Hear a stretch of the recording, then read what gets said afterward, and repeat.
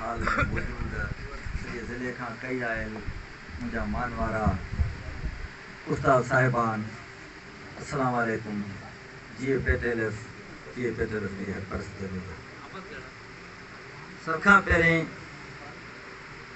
असांजे पेटेलस ज़िले बदीन जे general secretary साईं अतीक रहमान जो इंतहाई मशकूर आहियां, जंहिं ख़ूबसूरत महफ़िल जो इतमाम कयो। सॼे ज़िले खां असांजा प्यारा साथी गॾु करे असांखे उन्हनि सां मुलाक़ात जो मौक़ो फ़राहम कयो।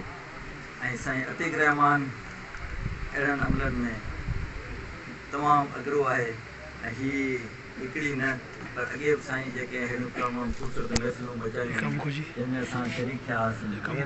ऐं साईं जी जेका आहे मिज़ाज उन सावणी मींहं वांगुरु आहे त जेका आहे मथां ऐं हेठां ई पटनि खे जॾहिं वसंदो आहे सावण जो मींहुं त पोइ उहो मथां खे बि जेके सैराब कंदो आहे त हेठि जेका आहिनि लहवारनि खे बि आबाद कंदो आहे। साईं अहिड़ी तबियत ऐं मिज़ाज जो मालिक आहे।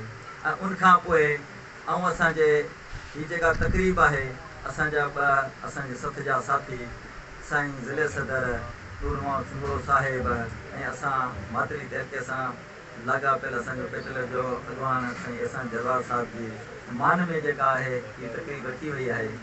ऐं चंद लफ़्ज़ साईं अहसान साहिब सां गॾु कमु करण जो मौक़ो न मिलियो आहे। उहे असांजा मातरी जा दोस्त यकीननि उन्हनि खे जेका आहे कारकिरदी ते ॻाल्हाईंदा उन्हनि खे ख़बर हूंदी।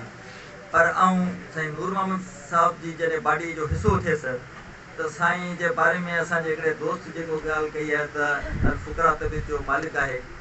पर चवंदसि त अमर जलील जे उन लफ़्ज़नि में अमर जलील जूं जेके हिकिड़ो लफ़्ज़ मूंखे यादि अची विया चई ग़ैरनि लाइ को जबल जो जेका आहे पब जो जेका आहिनि पथर आहियां, अगरि उन ते जो पेर कंहिंजो आयो त उनखे फटे विझंदो आहियां। ऐं पंहिंजनि लाइ जेके आहिनि मिटीअ जो पथर आहियां जेके पेर पवण सां भुरी पवंदो आहियां।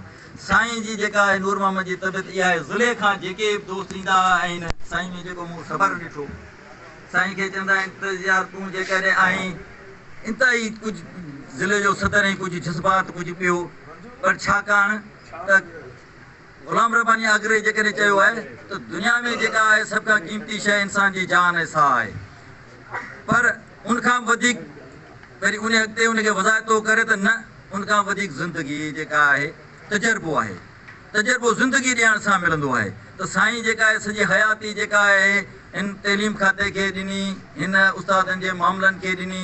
तंहिं करे उहो बारिक ॿिनी सां सभिनी खे जेका आहे चाहे असीं जा बाडी जा उहिदेदार हुजूं या आम उस्ताद हुजूं, उनखे हिकु जहिड़ो जेको आहे मान इज़त प्यार ऐं मोहबतूं जेके ॾींदड़ शख़्स आहे।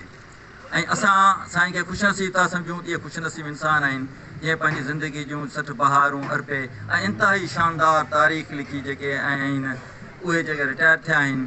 ऐं असां साईं जे जेके बि दोस्त रिटायर थिया आहिनि उन लाइ दुआगू आहियूं त बाक़ी ज़िंदगी पंहिंजनि जेके